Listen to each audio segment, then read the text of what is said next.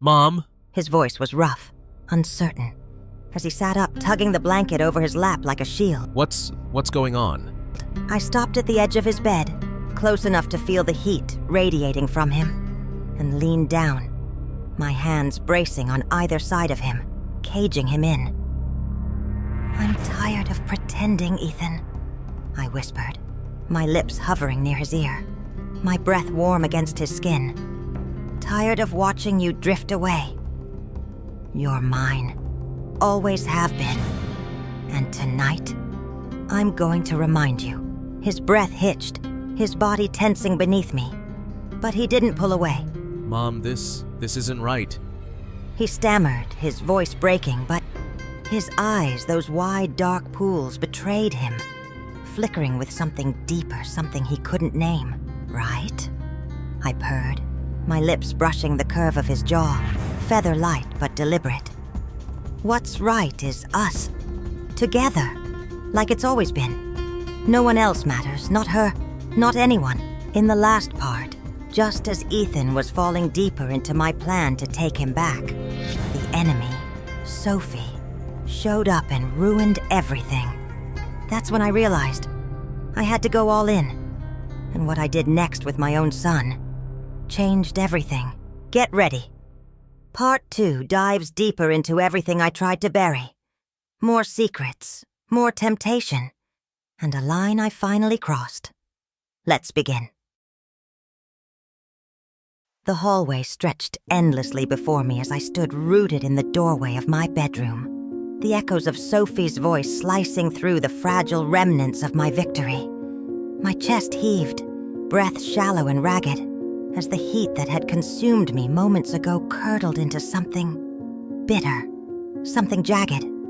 The candlelight flickered behind me, casting long, distorted shadows across the floor, but it felt mocking now.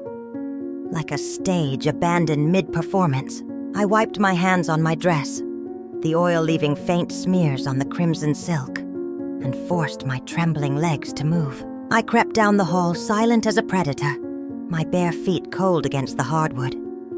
The murmur of their voices grew clearer, Sophie's lilting laugh, Ethan's low, unsteady responses. I pressed myself against the wall just before the living room came into view, my heart hammering so loud I was sure they'd hear it. Peering around the corner, I saw them. Ethan, disheveled and flushed, running a hand through his hair.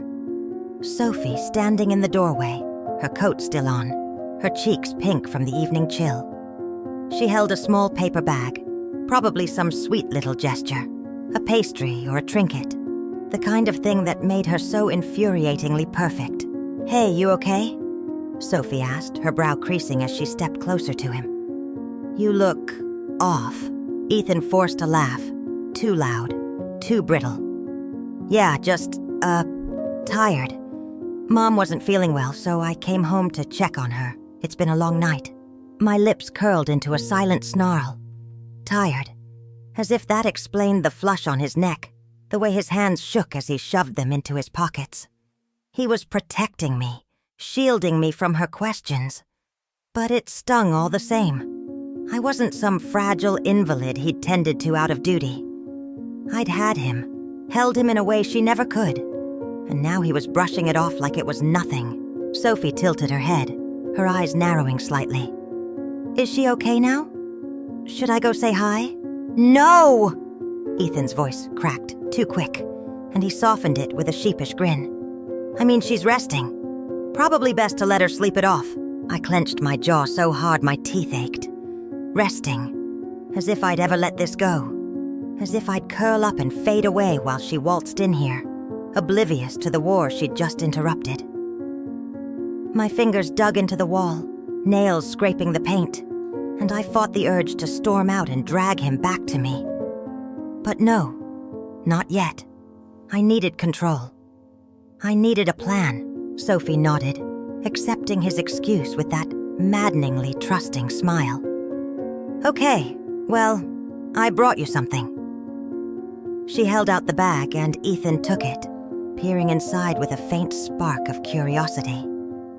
"Thought it'd cheer you up after your long day." "Thanks," he said, his voice warming. and I hated how easily she pulled that softness from him. The softness that had been mine just minutes ago. He glanced back toward the hall, his eyes darting nervously, and I shrank deeper into the shadows. You, want to come in for a bit? My stomach twisted, a cold knot of dread tightening around my ribs. If she stayed, if she sank her claws deeper into him tonight, I'd lose the ground I'd gained. I couldn't let her have him. Not after what we'd just shared. Not when he'd trembled under my hands and whispered my name like a confession. Sure, Sophie said, stepping inside and shrugging off her coat. I won't stay long. Just wanted to see you. The door clicked shut behind her, and I exhaled a shaky breath, my mind racing. I slipped back to my room, the jasmine scent hitting me like a slap as I crossed the threshold. The candles still burned, their flames mocking my unraveling composure, and I sank onto the bed, the towel still warm where Ethan had lain. My hands trembled as I pressed them to my face, the faint residue of oil clinging to my skin. His skin, his scent, his essence. It wasn't enough. I needed more. I needed him. I stood, pacing the room like a caged animal, my thoughts spiraling into dark, jagged shapes. Sophie couldn't stay. She couldn't undo what I'd started. I'd been too subtle before, too passive, testing her with petty games and veiled hostility. That was my mistake. This called for something bolder, something permanent. My eyes fell on the vial of essential oil, half empty on the dresser, and beside it, the glass Ethan had drained, the one I'd laced with just enough to bend his will. A slow, wicked smile curled my lips. If a taste could soften him, blur his edges, what could a stronger dose do to her? Not lethal. No, I wasn't a monster. Just enough to make her sick, to send her running, to plant a seed of doubt in Ethan's mind. She's weak, I'd whisper later, my voice dripping with concern. She can't handle things the way we can. I snatched the vial and slipped it into the pocket of my robe, my plan snapping into focus. I'd brew tea, something soothing, something motherly, and offer it to them both. Ethan would refuse. He'd had enough already. But Sophie, polite little Sophie, wouldn't say no. She'd sip it, smile, and then, hours later, the nausea would hit, the dizziness, the unshakable sense that something was wrong. She'd leave, embarrassed and unsteady, and Ethan would turn to me, like he always had, for comfort. I smoothed my dress, adjusted my hair, and wiped the last traces of oil from my hands. Then I stepped into the hall, my bare feet silent as I approached the living room. Their voices floated toward me. Sophie's chatter about her day, Ethan's quiet hums of agreement, and I plastered a warm, welcoming smile on my face. "Sophie, sweetheart," I called, my tone honeyed and bright as I rounded the corner. "I didn't expect to see you tonight. Ethan didn't tell me you were coming." They both turned, Ethan's eyes widening with a flicker of panic, Sophie's lighting up with that infuriating sweetness. "Oh, hi," she said, standing from the couch. "I hope it's okay. I just popped by to check on Ethan." "Of course it's okay," I lied, gliding toward them. "You're always welcome here. I was just about to make some tea. Would you like some? It's chilly out there." Ethan shifted uncomfortably, his gaze darting between us. "Mom, you don't have to." "Nonsense," I cut him off, my smile unwavering. "It's no trouble, Sophie," she nodded, oblivious to the storm brewing behind my eyes. "That sounds lovely. Thank you." "Perfect," I said, turning toward the kitchen, my fingers brushing the vial in my pocket. "I'll be right back." As I walked away, I felt Ethan's stare burning into my back, heavy with questions he didn't dare ask. Good. Let him wonder. Let him feel the pull of what we'd shared, the weight of my presence reclaiming its place. Sophie might have won this moment, but I'd win the war. The kettle whistled softly as I poured the water, My hands steady now, my purpose clear. One way or another, I'd have him back. And no one, not Sophie, not fate itself, would stand in my way. The kitchen was a sanctuary of control as I moved with deliberate grace, the soft clink of porcelain cups against the counter grounding me. Steam curled from the kettle, spiraling upward like the tendrils of my resolve. And I pulled 2 tea bags from the tin, chamomile, innocent and unassuming. I set one in each cup, pouring the hot water with a steady hand, watching the liquid darken as it steeped. My fingers dipped into the pocket of my robe, closing around the cool glass of the vial. The faint slosh of liquid inside it was a promise, a weapon disguised as care. I glanced over my shoulder, ensuring the doorway remained empty, then tipped a generous dose into Sophie's cup. More than I'd given Ethan, enough to twist her stomach into knots by morning. The oil dissolved seamlessly into the tea, leaving no trace, no scent beyond the floral notes of chamomile. I stirred it with a teaspoon, the metal clinking softly, and added a drizzle of honey to mask any bitterness. For Ethan's cup, I left it pure, untouched, a silent reassurance that this was for her alone. Balancing the cups on a small tray, I smoothed my expression into one of maternal warmth and padded back to the living room. The scene I'd left had shifted slightly. Sophie now sat closer to Ethan on the couch, her hand resting lightly on his knee, his posture stiff but not rejecting her touch. The sight sent a fresh spike of fury through me, but I swallowed it, letting my smile widen as I approached. "Here we are," I said, my voice a melodic lilt, as I set the tray on the coffee table. Something warm to take the edge off the night. Sophie reached for her cup immediately, her fingers curling around it with a grateful nod.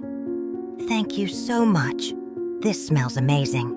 Only the best for my guests," I replied, settling into the armchair across from them, my eyes flicking to Ethan.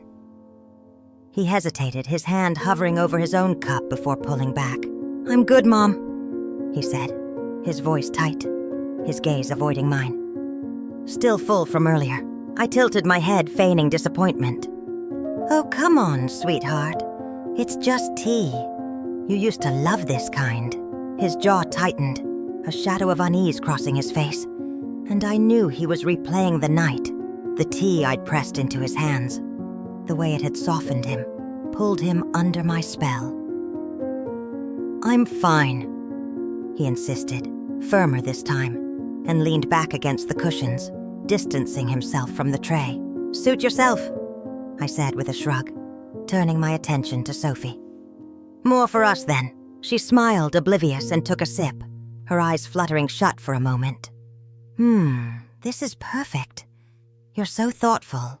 Anything for Ethan's friends," I said, the word friends laced with just enough sweetness to sound sincere.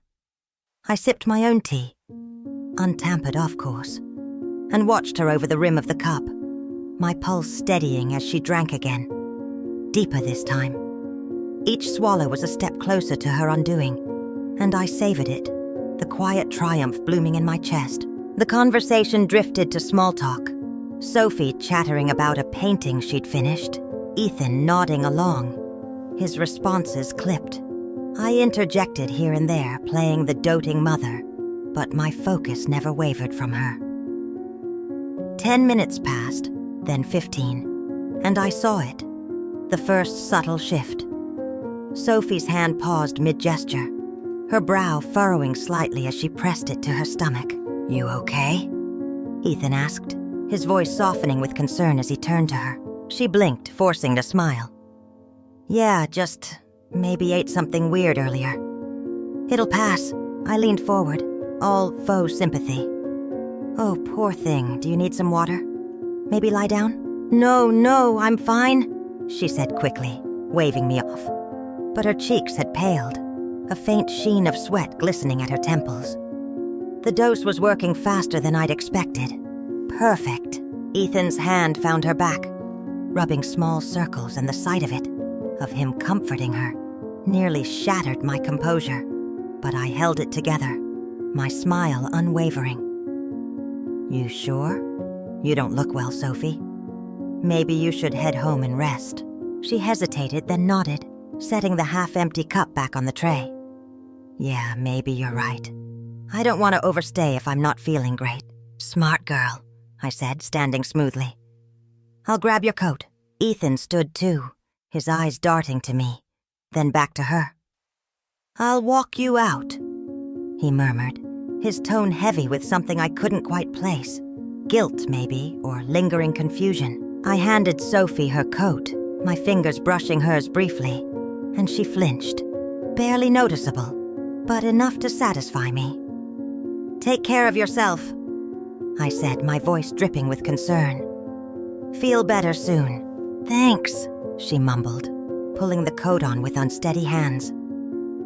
Ethan guided her to the door, his arm around her waist, and I followed a few steps behind, watching as she leaned into him. The night air rushed in as he opened the door, cool and sharp, and Sophie paused on the threshold, glancing back at me. Night, she said weakly, and I gave her a small wave, my smile as bright as a blade. Good night, Sophie. The door closed and Ethan lingered there, his hand still on the knob, his back to me. The silence stretched, thick and taut, and I stepped closer, my voice low and deliberate. She didn't look good, did she? Poor thing must have caught something. He turned slowly, his eyes meeting mine, and for the first time that night, I saw it. A flicker of suspicion, dark and unformed, lurking behind the haze of his earlier surrender. Yeah, he said, his voice flat. Must have. I held his gaze, unflinching, daring him to ask the question I knew he wouldn't. Not yet. You should get some rest too, I said, softening my tone. It's been a long night, for both of us. He nodded, but it was mechanical, his movements stiff as he brushed past me toward his room. Night, Mom, he muttered, not looking back. Good night, sweetheart, I called after him, my voice a caress that hung in the air long after his door clicked shut. Alone again, I returned to the living room, gathering the tray with a quiet hum. Sophie's cup sat there, its contents cooling, a silent testament to my victory. She'd be gone for days, maybe longer, sick, shaken, a fragile little thing who couldn't handle the heat of my world. And Ethan, he'd come back to me. He always did. I dumped the tea down the sink, the faint scent of chamomile mingling with the lingering jasmine from my room. The vial stayed in my pocket, a secret I'd keep close until I needed it again, because I would need it. Sophie wasn't gone for good, not yet, but I'd be ready. The house settled into stillness, and I stood at the counter, my fingers tracing the edge of the empty cup. A smile crept across my lips, slow and certain. This was just the beginning. Ethan was mine, body, soul, and everything in between. And no one, not even sweet, perfect Sophie, could change that. I'd make sure of it. The next morning dawned gray and heavy. The sky outside my kitchen window a slate of clouds that mirrored the quiet storm brewing inside me. I stood at the counter, brewing coffee. Ethan's favorite blend, dark and bold, the kind I'd made for him on lazy weekends when it was just the two of us. The aroma filled the room, a deliberate lure, but the house remained silent. His door had stayed closed since he'd retreated last night, a barrier I hadn't yet breached. I told myself it was fine. He needed time, space to process the tangle of emotions I'd spun around him. But the stillness gnawed at me, a splinter under my skin. I poured 2 mugs, leaving his black the way he liked it, and carried them to the table. The clink of ceramic against wood was too loud in the emptiness, and I glanced toward the hallway, willing him to emerge. He'd come. He always did. The pull between us was too strong, too ingrained, a tether forged through years of shared grief and quiet devotion. Sophie's interruption had shaken it, but not broken it. Not yet. The faint creak of floorboards pulled me from my thoughts, and my heart leapt as Ethan shuffled into the kitchen. He looked wrecked, hair mussed, eyes shadowed with exhaustion, his usual warmth dulled by something heavier. He wore an old hoodie, one I'd bought him years ago, and the sight of it softened me, a reminder of simpler days.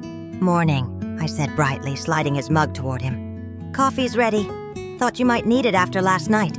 He paused, his hand hovering over the mug before he took it, his fingers brushing mine for a fleeting second. "Thanks," he mumbled, his voice rough, and sank into the chair across from me. He didn't drink, just stared into the dark liquid, his brow furrowed. I sipped my own coffee, watching him over the rim.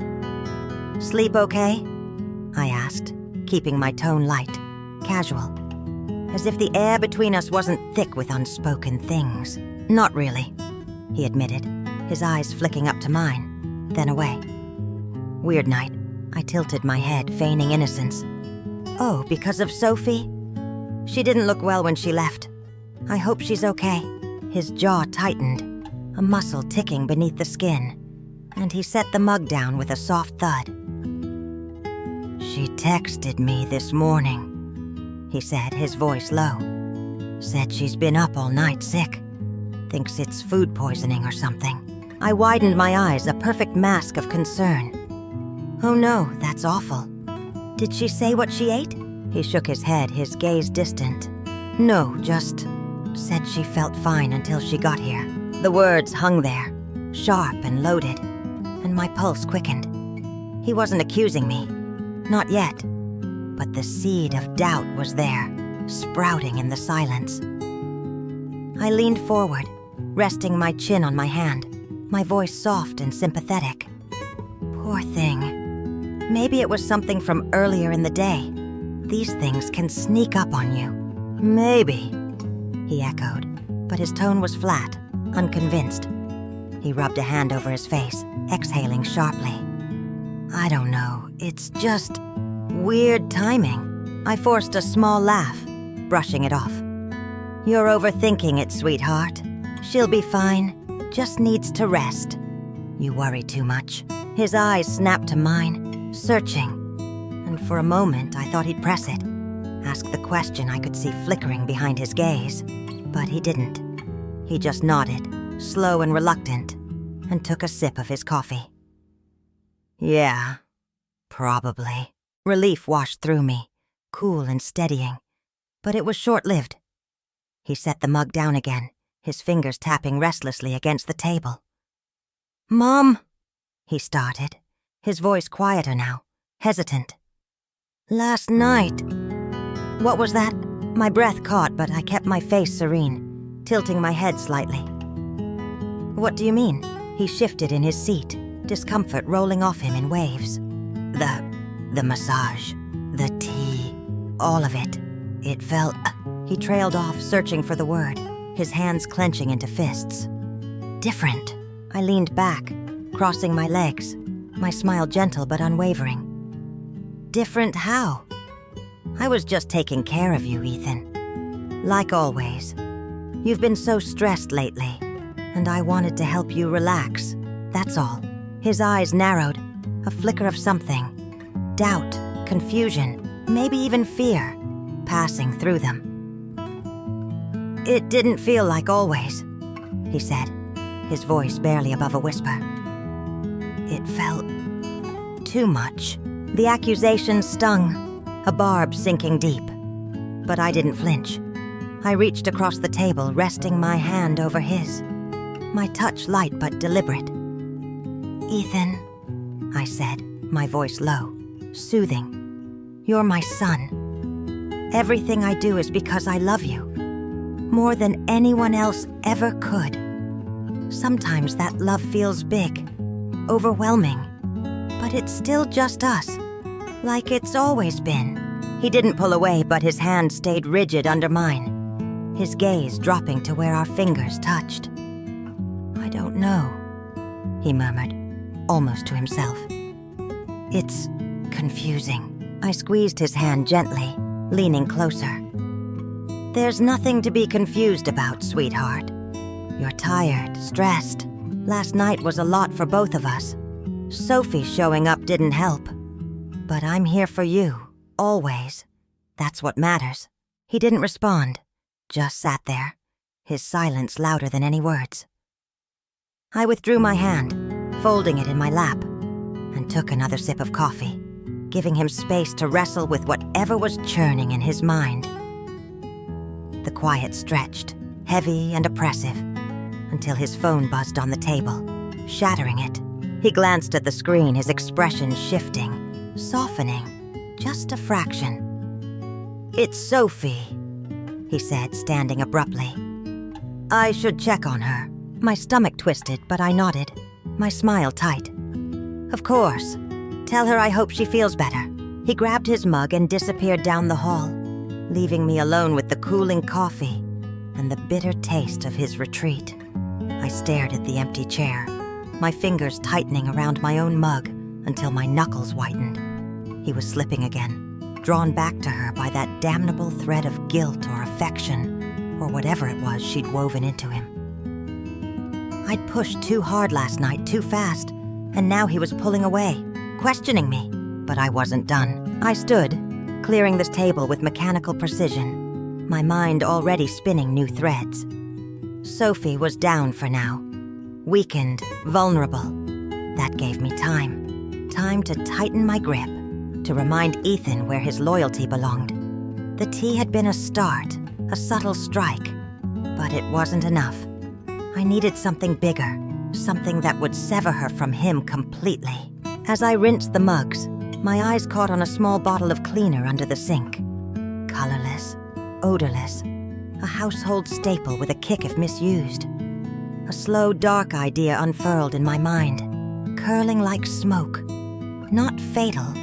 No, I wasn't that reckless. But enough to send Sophie to the hospital, to paint her as fragile, unreliable, a burden Ethan didn't need. He'd see it then. He'd see me, steady and unshakable, the one who'd always been there. I closed the cabinet, the vial in my pocket a comforting weight against my hip. Tonight, I'd invite her over again, play the concerned mother, offer amends. She'd come. She was too polite to refuse.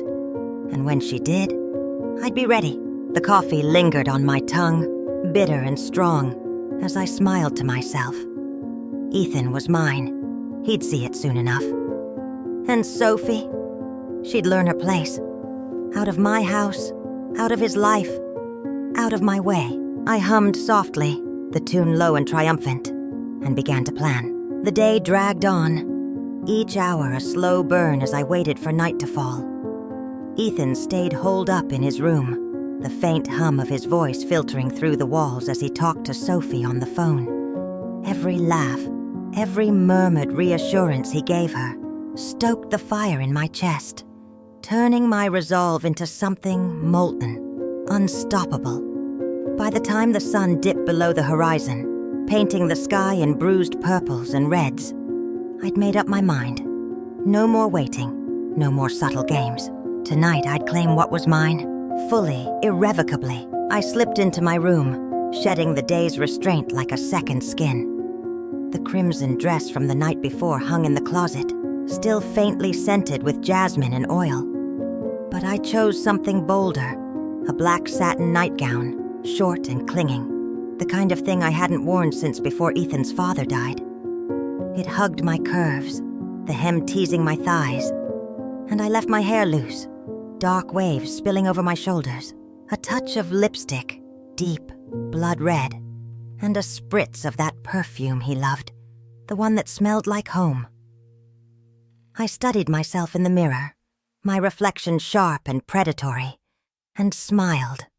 This was war, and I was armed. The house was quiet when I emerged, the only sound the soft patter of rain against the windows. A storm rolling in, perfect cover for the tempest I was about to unleash. Ethan's door was ajar, a sliver of light spilling into the hall, and I heard the faint click of his phone as he set it down. Good. No more Sophie. Not tonight. Just us. I knocked lightly, then pushed the door open without waiting for an answer. He was sprawled on his bed, shirtless, a pair of sweatpants slung low on his hips, his hair still damp from a shower. The sight of him, bare, unguarded, sent a jolt through me, raw and electric. He looked up, startled, his eyes widening as they took me in. "Mom?" His voice was rough, uncertain, as he sat up tugging the blanket over his lap like a shield. What's going on?" I didn't answer right away. Instead, I stepped inside, closing the door behind me with a soft click that echoed like a gunshot in the stillness. The air shifted, thickening with the weight of my intent, and I moved toward him, my bare feet silent against the carpet. "I couldn't sleep," I said, my voice low, a sultry thread weaving through it. "Thought maybe you couldn't either." He swallowed hard, his Adam's apple bobbing as his gaze darted from my face to the satin clinging to my body, then back again. I was just... He trailed off, his hands clenching the blanket tighter. "What are you doing?" I stopped at the edge of his bed, close enough to feel the heat radiating from him, and leaned down, my hands bracing on either side of him, caging him in. "I'm tired of pretending, Ethan," I whispered, my lips hovering near his ear, my breath warm against his skin. "Tired of watching you drift away. You're mine. Always have been. And tonight, I'm going to remind you." His breath hitched, his body tensing beneath me. But he didn't pull away. "Mom, this isn't right," he stammered, his voice breaking. But his eyes, those wide, dark pools, betrayed him, flickering with something deeper, something he couldn't name. "Right?" I purred, my lips brushing the curve of his jaw, feather-light but deliberate. "What's right is us. Together, like it's always been. No one else matters. Not her, not anyone." I slid onto the bed, straddling his hips in one fluid motion, the satin riding up as my thighs pressed against his. He froze, his hands hovering in the air, caught between pushing me off and pulling me closer. I didn't give him time to decide. My fingers tangled in his hair, tugging his head back, and I kissed him, hard, hungry, pouring every ounce of my longing into it. His lips were soft, warm, and for a heartbeat, he resisted, a muffled protest dying against my mouth. But then he broke, a groan rumbling deep in his chest as his hands found my waist, gripping me like a lifeline. The storm outside roared louder, thunder rolling through the walls as I deepened the kiss, my tongue tracing the seam of his lips until he opened for me, surrendering completely. His hands slid up my back, rough and desperate, pulling me closer until there was no space left between us. The blanket fell away, forgotten, and I felt him, hard, undeniable, pressing against me through the thin fabric of his sweatpants. A thrill shot through me, hot and victorious, as I rocked my hips, drawing a ragged moan from him. "Mom. Fuck," he gasped, his voice raw, torn between shame and need as his head fell back against the pillow. His hands roamed higher, slipping under the satin to find bare skin, his fingers digging into my hips as I moved against him, slow and deliberate, stoking the fire I'd ignited. "Don't fight it," I whispered, my lips trailing down his neck, tasting the salt of his skin as I nipped at his pulse point. "You want this. You need this, just like I do." He shuddered beneath me, his resolve crumbling with every touch, every whispered word. I tugged at his sweatpants, sliding them down just enough, and he didn't stop me. Couldn't stop me. The rain pounded harder, a wild rhythm that matched the frantic beat of my heart as I shed the nightgown, letting it pool on the floor. His eyes raked over me, dark and wild, and I saw it. The moment he gave in, the last thread of resistance snapping, I lowered myself onto him, a slow searing descent that drew a choked cry from his throat, his hands clutching at me as if I were the only thing keeping him grounded. The world outside faded, swallowed by the storm and the heat of our bodies, the slick slide of skin against skin, I moved with purpose, every roll of my hips a claim, a brand, etching myself into him deeper than Sophie ever could.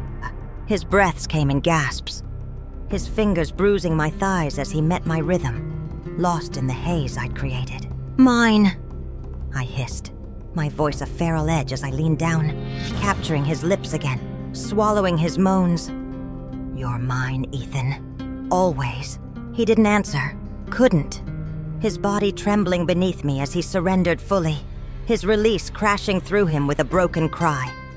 I followed, the heat coiling tight in my core, unraveling in a rush of fire and triumph, my nails raking down his chest as I rode it out, marking him as mine in every way that mattered.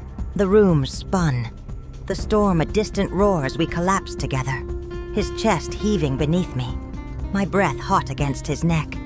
His arms stayed around me, loose but possessive, and for a moment, there was nothing else.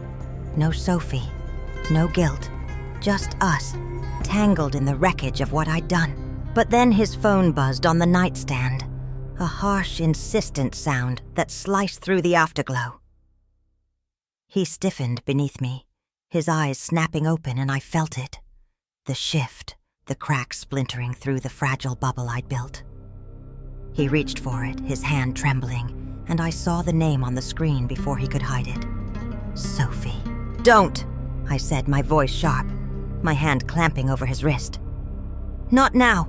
He looked at me, his face a war of emotions, desire, shame, confusion, and pulled his hand free, his voice barely a whisper. "I have to." The bubble burst, cold reality rushing in, and I knew this wasn't the end.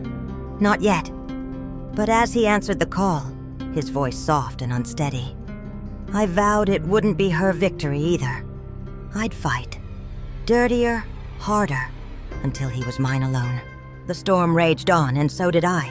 The rain lashed against the windows, a relentless drumbeat that drowned out the faint tremor in Ethan's voice as he spoke into the phone. "Sophie, hey, slow down. What's wrong?" His words were soft, laced with concern, but each one landed like a shard of glass in my chest. I lay beside him, the heat of our tangled bodies still lingering, my skin slick with sweat and the echo of his touch. But his attention was already slipping, sliding back to her.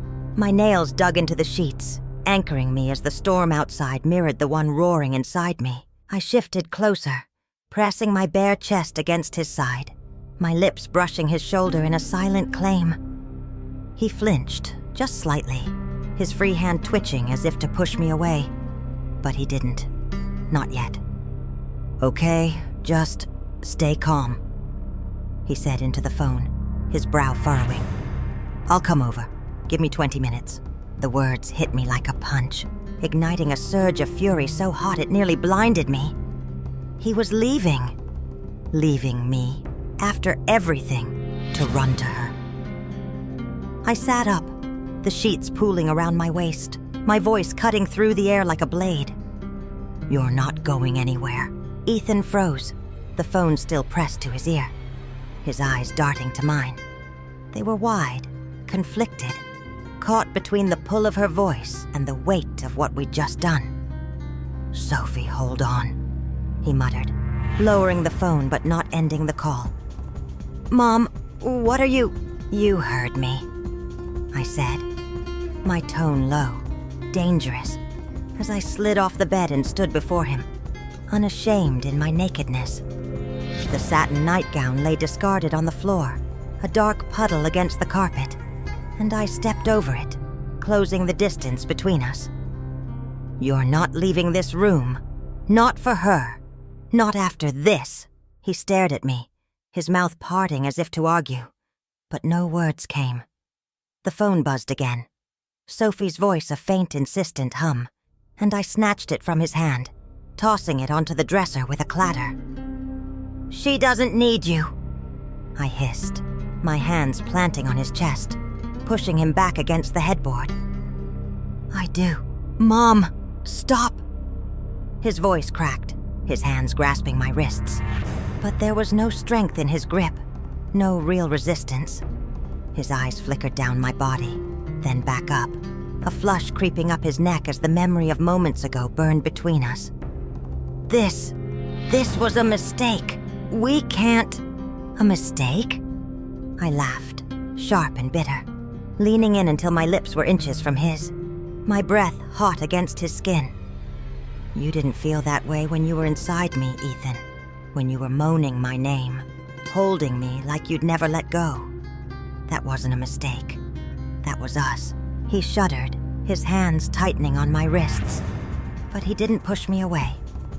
It's wrong, he whispered, his voice raw, breaking. I don't know what's happening to me, what you're doing to me, but it's wrong. I straddled him again, my knees pinning his hips, my fingers digging into his shoulders as I forced him to look at me. Wrong is letting her take you from me, I said, my voice trembling with a mix of rage and desperation. Wrong is pretending you don't feel this, don't need this. You're mine, Ethan. You've always been mine, and I won't let her steal you. His breath came in short, ragged gasps. His eyes locked on mine, and I saw it. The war raging inside him, desire clashing with guilt, love twisting into something darker. The phone buzzed again, a shrill interruption, and his gaze darted toward it, a flicker of resolve hardening his features. She's sick, Mom, he said, his voice steadier now. She needs me. She's weak, I snapped, my hands sliding up to cup his face, holding him there, forcing him to see me. She'll drag you down, Ethan, make you small, make you ordinary. I'm the one who lifts you up, who knows you, every inch, every secret. You felt it just now, didn't you? How right we are together. He didn't answer, but his body betrayed him. His pulse racing under my fingers, his chest rising and falling too fast, the heat of him pressing against me despite his words. I leaned in, kissing him again, softer this time, a slow, deliberate seduction that pulled a low groan from his throat. His hands slid to my hips, hesitant, but gripping. And I knew I had him, teetering on the edge, ready to fall back into me. The storm roared louder, lightning splitting the sky, illuminating the room in stark flashes as I moved against him, reigniting the fire I'd stoked. Stay, I whispered, my lips trailing down his neck, my teeth grazing his collarbone. Stay with me, Ethan. Let her fade. She doesn't matter. His resolve cracked, his hands pulling me closer, his mouth finding mine with a desperation that matched my own. The phone went silent, ignored, as we tangled again, the rain a wild symphony to our collision. It was fiercer this time, raw and unbridled, his hands bruising my skin as he gave in, his guilt drowning beneath the tide of us. I rode him with a ferocity that left no room for doubt, no space for her. Every thrust, every cry a declaration that he was mine, body and soul. When it was over, we collapsed in a heap, the storm quieting to a dull rumble, the air thick with the scent of sweat and rain. He lay beneath me, his chest heaving, his eyes closed as if shutting out the world. I traced a finger along his jaw, my voice a soft, triumphant murmur. See? This is where you belong. He didn't respond, his breathing slowing, but his arm draped over me, heavy and possessive, holding me there. The phone stayed silent, Sophie's pleas unanswered, and I smiled into the darkness. She'd lost this round, maybe for good, but I knew she'd call again, clawing her way back, and I'd be ready. I nestled closer, my head on his chest, listening to the steady thud of his heart, a rhythm I'd claimed, at least for now. The night stretched on, and I let myself savor the victory, knowing the war wasn't over. Not yet. But tonight, he was mine. Completely, undeniably mine. And that was enough. For now.